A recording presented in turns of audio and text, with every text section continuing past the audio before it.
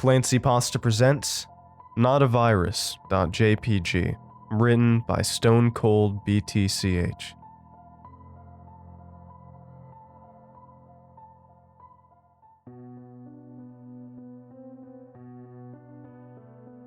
I'm a professor in college, so I'm always on my computer.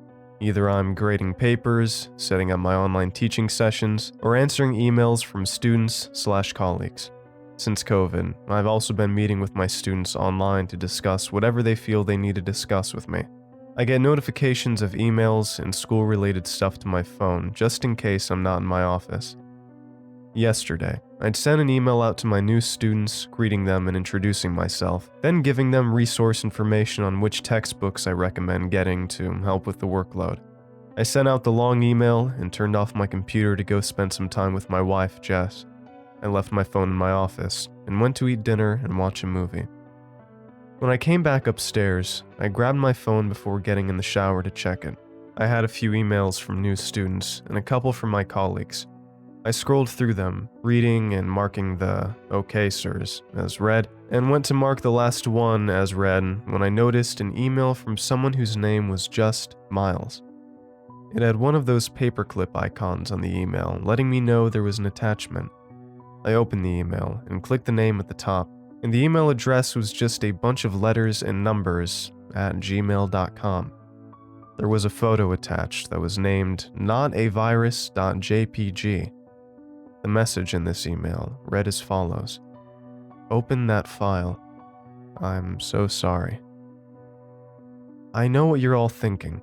Why the hell would you open something that says "not a virus"? But don't worry, I'm not a total idiot. I loaded my mail up on my computer, ran the file through my virus scanner, and it didn't detect a thing. So, I clicked on the attachment. It was a photo of what looked like a woman's face. Her hair was hanging over the side of her face and slightly over one of her eyes. Her eyes were sunken in and seemed almost black, and her skin was pure white. Her mouth was warped into what I can only describe as a scream, but her mouth looked far too big to fit on her face, as if her jaw had completely dislocated. A loud scream filled my office, and I stumbled backwards, falling onto my back. I quickly got back up and tried replying to the email, asking what the hell they think they were doing, but each time I tried, the email failed to send. I shut off my computer and hurried out of my office and into my bedroom, and Jess was sat reading in bed. "Sorry about the loud noise, hon. Some stupid kid sent me some weird email." I stood in the doorway, panting. My wife looked at me confused. "What loud noise?" she asked. The scream. "Did you not?" I replied, trying to catch my breath. "Are you feeling okay, sweetie?" She placed her book down, patting the bed next to her for me to take a seat. I looked at my wife, who seemed to be completely oblivious to the scream I could swear to you our neighbors on the other end of the street would have been able to hear. I stood dumbfounded for a second before joining my wife in bed. I told her it was nothing, and she quickly got back to reading. I must have fell asleep pretty quickly, because when I woke up to the sound of scratching on the walls, Jess was lightly snoring next to me. The scratching became louder and seemed to be getting closer to me. It eventually seemed to be coming from right underneath my side of the bed. I shook my wife awake, and she turned to look at me. "What's wrong? Are you okay?" "Do you hear that?" I whispered, the scratching almost drowning my voice out. "Hear what? The water in the bathroom dripping? Just go turn off the faucet. It's no big deal," she sighed. "The scratching," I yelled. "Don't tell me you can't hear it. It's right below us." "Jason," she sat up, placing her hand on my shoulder. "Are you feeling okay? I don't hear any scratching." My head began spinning. Before I could reply, the scratching was replaced with screaming that was coming from the other side of the room. The same scream I heard in my office earlier on. I put my hands over my ears and looked over to Jess, who was looking at me like she was terrified. She was talking to me, but I couldn't hear her through the muffled screaming. I started to scream too. Jess put her hands on my shoulders and began trying to comfort me as best she could, but I was inconsolable. I shut my eyes tight, praying it would end. After what felt like an eternity, the screaming stopped. I took my hands away from my ears and opened my eyes. As soon as I opened them, I was met with the same woman whose face I saw on that photo attachment on the email. Her face was inches away from mine. I let out an almighty scream, and Jess switched the light on. The woman disappeared. After I stopped having a panic attack, I tried to explain to my wife what I heard and what I saw. She didn't believe me. I grabbed my phone and went to show her the email, but it wasn't there anymore. It had completely disappeared. I checked my spam folder, I checked my recycling bin. Nothing. It was like it never existed. My dear wife has contacted a therapist because she thinks I'm having some sort of psychotic episode. I know I'm not. I know it.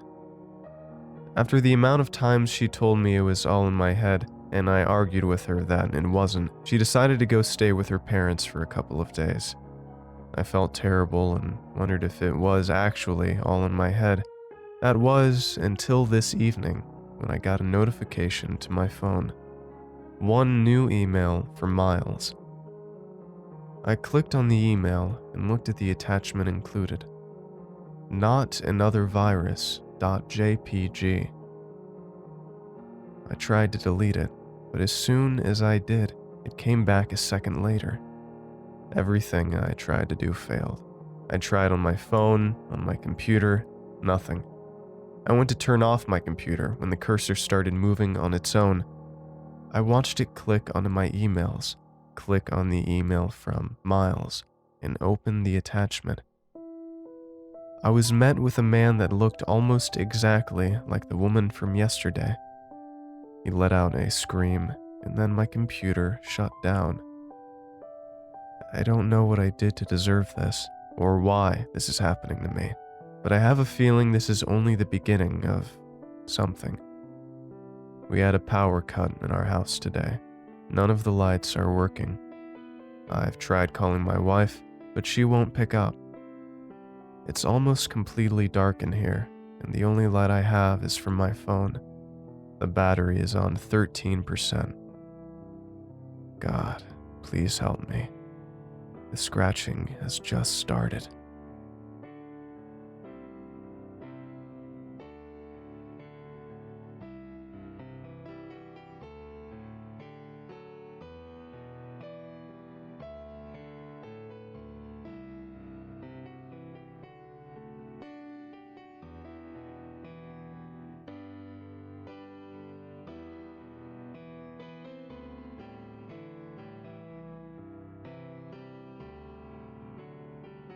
Thanks for watching, and I hope you enjoyed today's video. I want to give a huge thanks to all of my supporters over at Patreon and YouTube memberships. Your support makes these narrations possible, and I appreciate it a ton. If you'd like to join these lovely ghouls, you can head on over to my Patreon at patreon.com/ClancyPasta, or click the join button below to become a member. And if you'd like creepy cool shirts, make sure to head on over and check out my official merch store for some awesome tees, hoodies, stickers, and more. Alright. Thank you all for watching, and I hope you have a great night. Cheers.